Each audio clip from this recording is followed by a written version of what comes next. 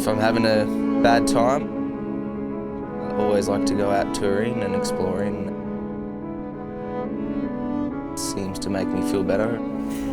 It's a very real threat with things changing, that the prediction of snow in Australia is diminishing, and it's something I wish to highlight how drastically it is changing and that we should protect our environment. And it'd be nice for the next generation to enjoy it as we have, and our older generations before us did as well.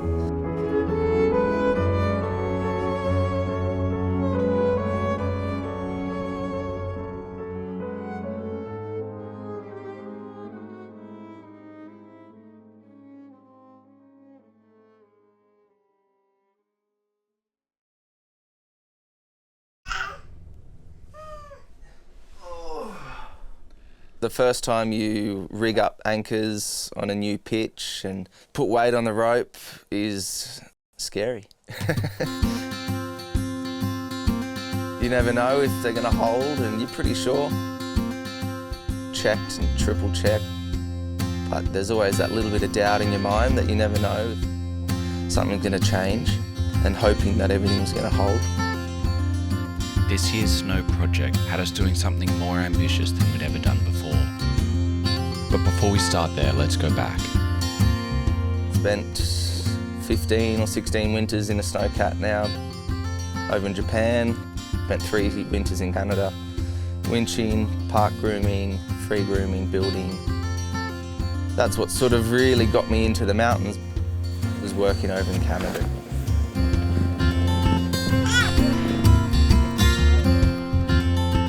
Madeline and I have a nearly 9-month-old baby, and she loves being outdoors, you know, loves exploring and is happy to just hang out in the backpack when we go hiking and just looking at everything. So I think that's a big part of our future here, is bringing up our family and showing our daughter what we do and why we love to be here and the lifestyle that we live, which is, it's fun.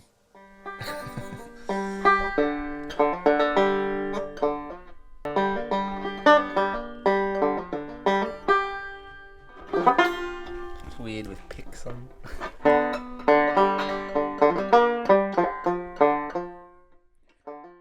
The reason I chose Threadbow over Perisher was to do with the amount of community up there, and the intrigue of exploring the backcountry and the mountains was within my first year. I would just start walking around up behind Carroll's, kind of saw these big rocks and peaks out there and thought, wonder what's past there. Would just start going off and walking. Photos as well. I was really interested in capturing the beauty of the nature and the landscape. That sort of progressed into asking around more experienced people with ski touring and or snowshoeing and splitboarding I'd never heard of. So pretty early on in my winter lifestyle, I was interested in exploring.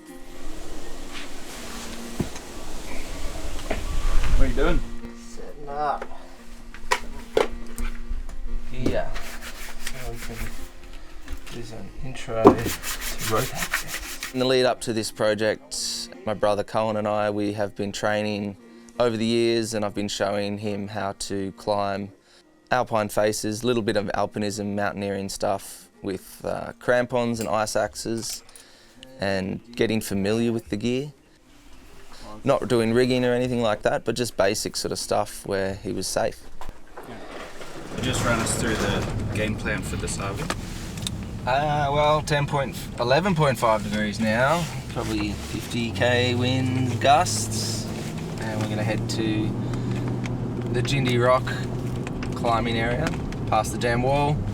Quick run out there, 800 metres or so, with pretty rocky, weird goat track, and really nice granite bouldery slab set up with a lot of bolts. So we'll go have a little play and show a few little rope tricks. His knowledge of rope access was minimal, 0 to none, and I've been lucky enough in the last year to be working in a rope access geotech company and got my RADA Level 1 certificate, which gives me a lot of basic knowledge for rigging, twin rope access, and just being safe at heights. Right, so I look like the Saddle Club here with my hat on. Flynn and I have come out to just outside of Jindy, near the dam.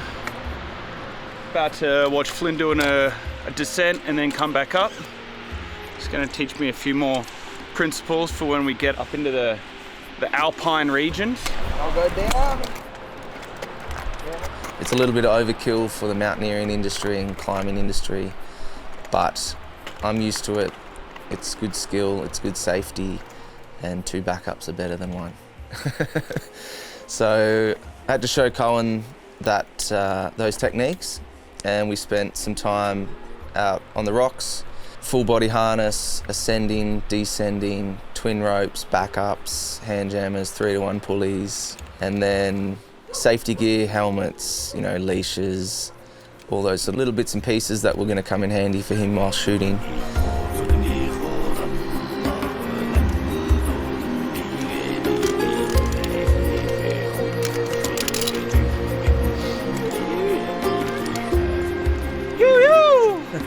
Nice one, bro. Day 2. Re-emphasising what we learnt yesterday. We're just at Flynn's place now. Plan is throw a line. Over the trees. Oh, Madeline's not here. Oh, Maddie's not here. Alright, ready? We went to the tree, got him fully suspended, climbing ropes as if he was over a cliff. And same sort of thing, swapping over between ascending, descending, getting your gear and being comfortable in that sort of stuff. And he picked it up very quickly and progressed to a point where I was comfortable with him kind of attaching his own devices. And yeah, seems fine. Yeah. Know a little bit more today, making sure that the cameraman is going to be safe during his ascent/descent trial out in the Alpine. It's going to be different when you add in the -degree temperatures, but yeah, we'll be laughing. Well prepared on the safety. It'll be the safest filming we've done yet. Flynn's idea was to go out and to descend over a 70-metre rock face that he'd scouted out many times while snowboarding in the backcountry. He would then ascend the daunting face. Meanwhile, I'd be off to the side, whether I had the nerves enough to do it, capturing the ascent of that face. Australia isn't really known for its alpinism, particularly with its fragile winter that is affected quite strongly by the changing climate. Something that appears to be on Flynn's mind more and more, especially since becoming a father. The last step in our training was to familiarise myself with splitboarding. Down to ESS. quick stop by there, we will get a set of skins. So tomorrow morning we have a lift organised from the bottom of Threadbow to the top, 6 a.m. JT, legend, is going to pick us up. And we'll go and see the sun come up and get a bit of a head start on the day. Splitboarding to me is the walk. Enjoying the walk, enjoying the movement, the slide, trying to be as efficient as possible and work with the terrain and really get the most out of the environment and ensure that it's going to be around for my daughter and their generation. It's 0 degrees, but not lots of snow up here. And we want to practice our technique, so it's probably better that we go over to Perisher. Snowpack itself and overall snow depth is sad to know how quickly it's going to erode. The storms that we normally get are rainstorms. Places that you used to be able to ski might not be able to ski. Bittersweet, having the snowy hydro scheme in the mountains here is nice to have a renewable source of energy, but to see the Snowy River at a lesser flow is kind of a shame as well. The remnants are still there, you know, the huge big gorge that it used to flow in, and all the boulders that would have travelled downstream, and all the fish that would have been in here as well, now all interrupted with the dams and the pondages and stuff. But it is a necessary evil having energy, and it is a really nice way of doing it, and it is very sustainable. 70 odd years that we've had Guthiga Power Station producing renewable energy. I'd love to take my daughter and explore all the places that I've been and show her exactly where I've gone, and so she can enjoy that with her friends and family in the future. Enjoy it while we've got it. Make the most of the conditions and the weather windows. Go out in the storms. It looks ready to go. It makes you feel alive. Beating 80 to 100k an hour winds is exhilarating.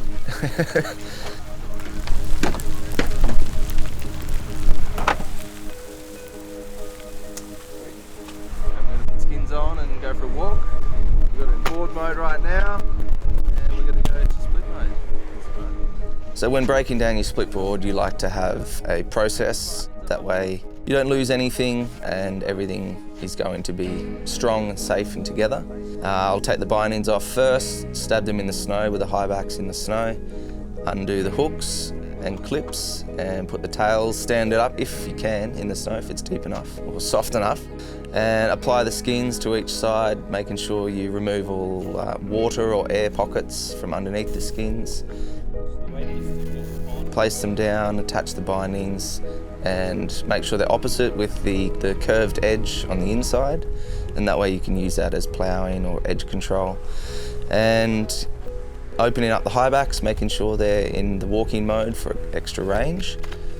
Extend your poles, clip in, and you're pretty well good to go. It's fairly quick, there's not a whole lot of steps to it, but you need to get a bit of a process to do it in the wild weather, avoid the wind, the snow, water, and it just takes practice.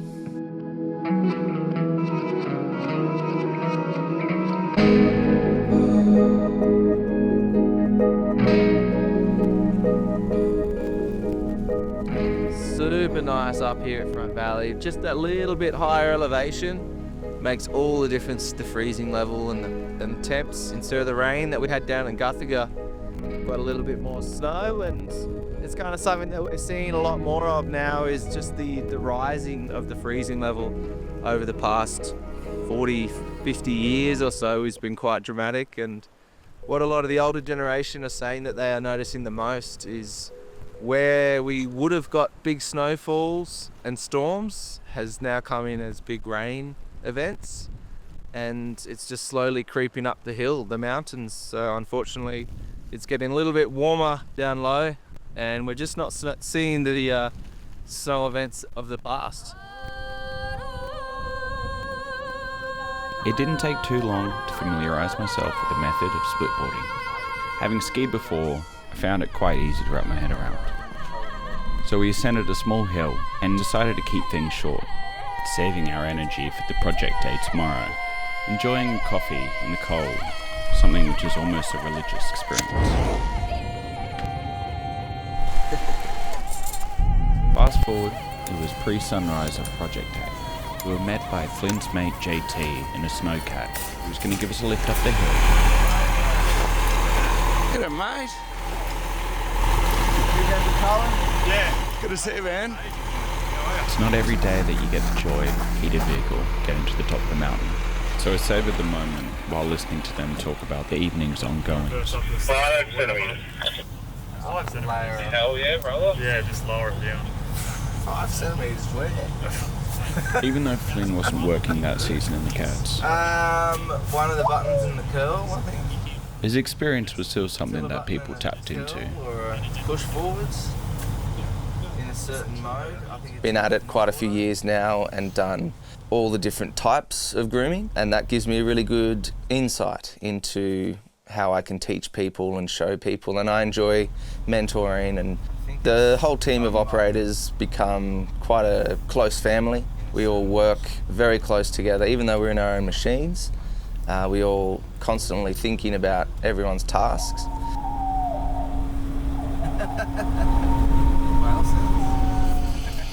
Normally, a lot of the crew up there live in staff accom. You know, if you're not working together, you're hanging out, you're boarding. So you just connect really closely with each other, and it helps with work. You want to keep giving people challenges so they can progress their skills to develop. JT dropped us at the top, just above Carroll's, just as the sun was starting to come up. The wind was fierce, and even though conditions were hard, seeing the sunrise up through the valley was pretty special.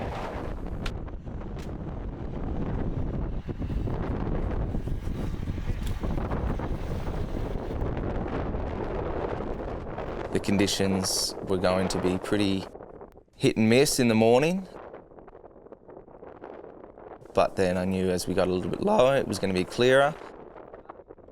In terms of my planning, I looked at the weather quite a lot. Every 3 to 4 hours you get an update across a number of different channels.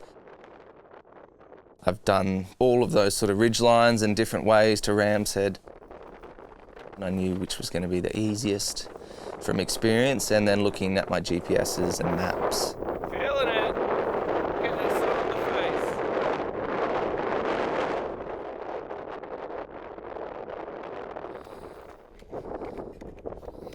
Good view behind you there. I use Fat Map a lot now, which is really awesome 3D topographic mapping on my phone, and working out decisions from there in the event of the whiteout, which we were in. You know, it was pea soup. We couldn't see one rock from the next. Yeah, got to stay close, otherwise I'll lose him. And got off course a bit. I turned left, should have turned left more.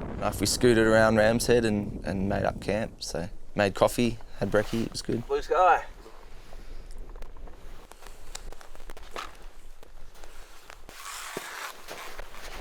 We recombined the boards to do a little bit of boarding, but the conditions were super tricky. Icy, and with a heavy pack on my back, I stacked it more times than I'd care to admit. So we walked the last little bit.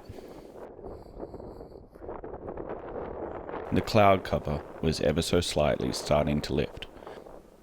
Even a little bit of sun was peeking through the back of the hill.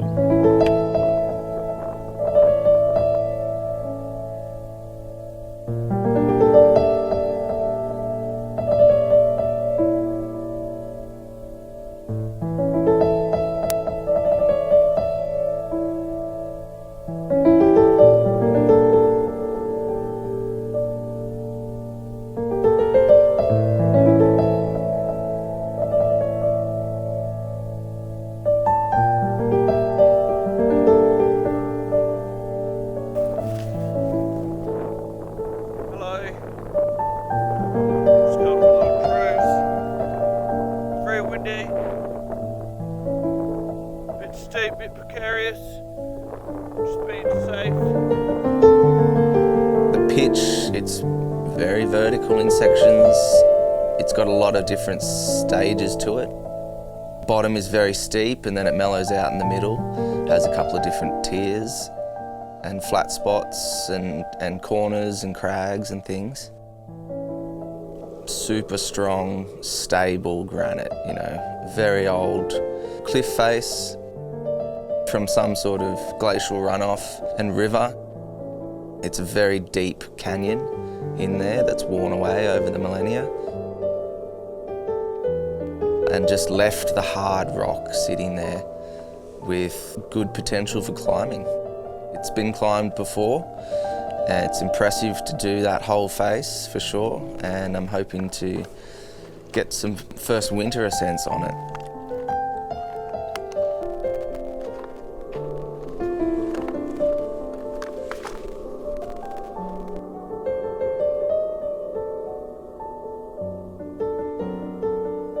So currently Flint's dropped out some anchor line to doing a bit of prep work if he wanted to do a bit of a rappel. I don't know how I feel about going over the edge.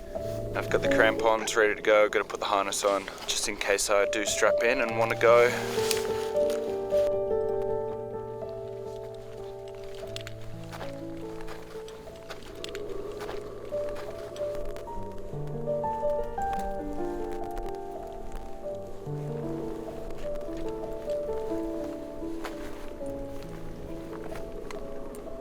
Even just rappelling down safely is quite a challenge. Figuring out where my feet will go, am I going to just lodge any rocks?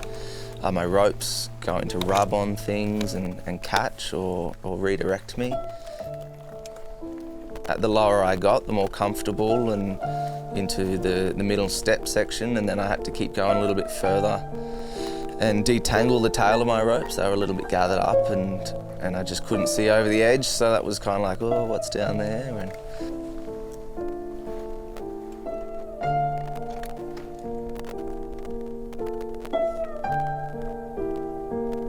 how far down are my ropes at the bottom? And I could see that they were close, but no, not quite all the way. So we'll get some longer ropes.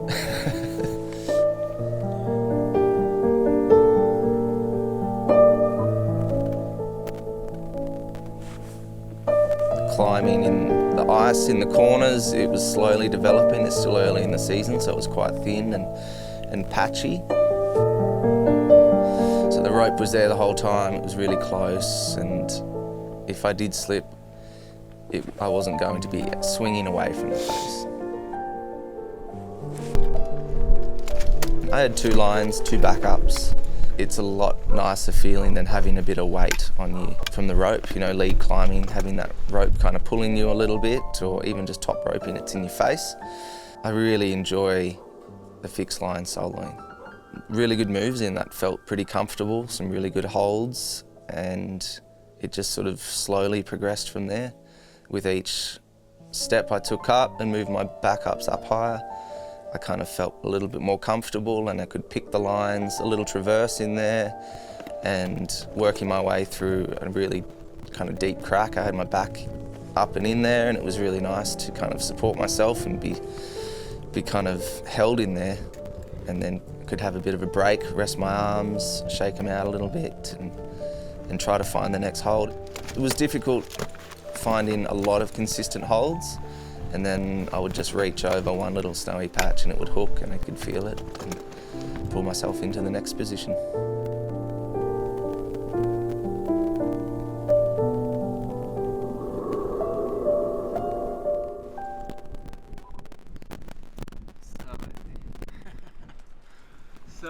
So epic.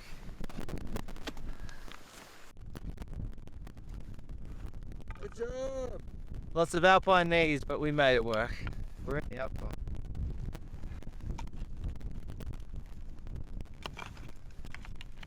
Phew! That was terrifying. Yeah, I bet. I did a bit of aid work at the start there because I just wasn't really used to the rock and how it held, and then there was some really nice icy little cracks right at the corners. I started to become a bit more comfortable on it, but it'll go. It'll be mixed. Aiding, heights, rock climbing, alpine.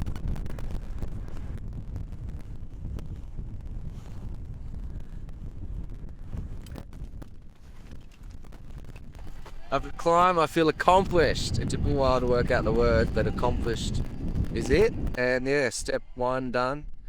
12 more to go. 12 steps to 12 steps? climbing. I think that's already taken, and it's... No.